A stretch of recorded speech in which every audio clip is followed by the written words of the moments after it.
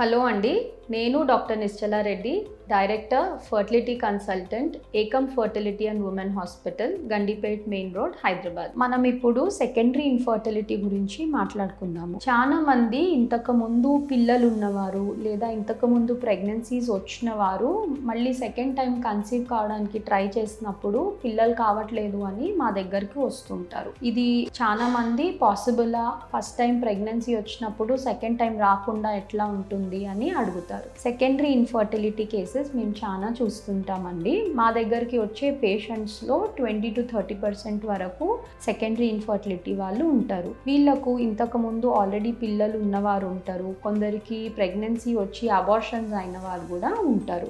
ఈ సెకండరీ ఇన్ఫర్టిలిటీకి కారణాలు ఏముండొచ్చు?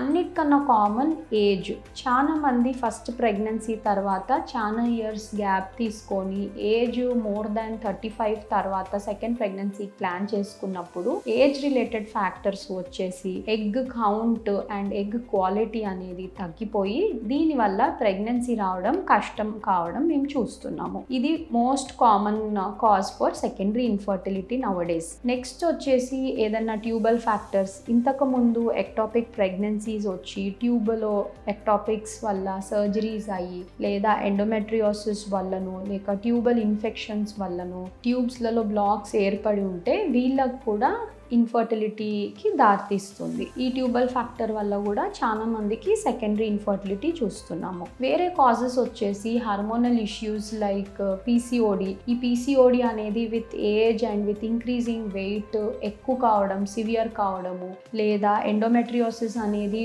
As age progresses disease severity కూడా ఎక్కువ కావడము, లేదా ఇతర హార్మోనల్ ఇంబ్యాలెన్సెస్ వల్ల కూడా మనము ఇన్ఫర్టిలిటీ అనేది చూస్తున్నాము.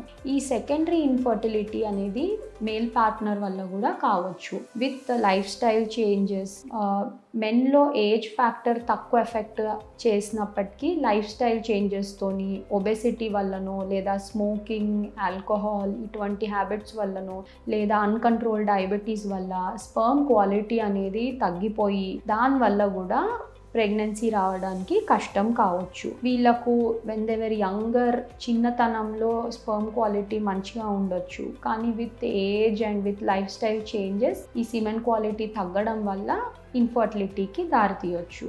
సో ఇట్లాంటి కపుల్స్ మన దగ్గరికి వచ్చినప్పుడు మనము ఫస్ట్ ఇద్దరికి ఇవాల్యుయేషన్ చేస్తాము. ఫీమేల్కి అంటే ఆడవారికి ఫస్ట్ స్కాన్ చేసి స్కాన్లో మనకు ఎగ్ కౌంట్ ఎంత ఉంది లేదా వేరే ఇంకేమన్నా ప్రాబ్లమ్స్ లైక్ పీసీఓడి, ఎండోమెట్రియోసిస్, ఇంకేమన్నా ఫైబ్రాయిడ్స్ ఇటువంటివి ఉన్నాయా అనేది మనం తెలుసుకుంటాము. నెక్స్ట్ కొన్ని హార్మోనల్ టెస్ట్స్ ద్వారా హార్మోనల్ ఇంబ్యాలెన్స్ ఉందా అనేది తెలుసుకుంటాము. నెక్స్ట్ వచ్చేసి ట్యూబ్ టెస్ట్, హెచ్ఎస్జి లేదా ఎస్ఐఎస్ ద్వారా ట్యూబ్స్ ఓపెన్ ఉన్నాయా లేదా లేకపోతే ట్యూబల్ బ్లాక్ ఉంటే మనం తెలుసుకోగలుగుతాము. Next male partner test.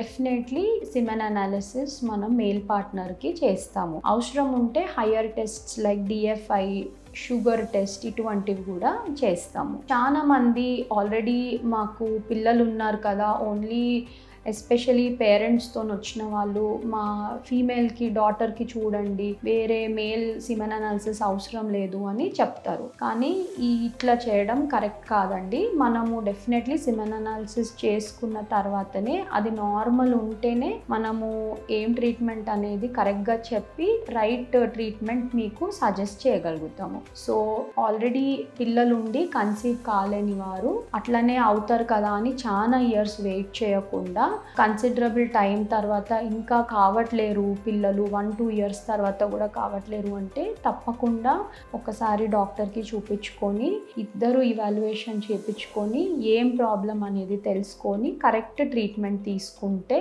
పిల్లలు అయ్యే అవకాశం డెఫినెట్లీ ఉంటుంది.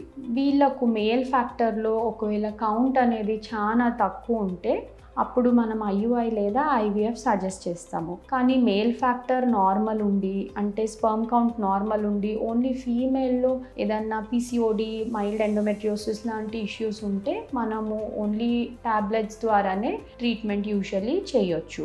ఒకవేళ tubal black, 2 sides tubes block ఉంటే వాళ్ళకు డెఫినెట్లీ మనం ఐవీఎఫ్ సజెస్ట్ చేస్తాం.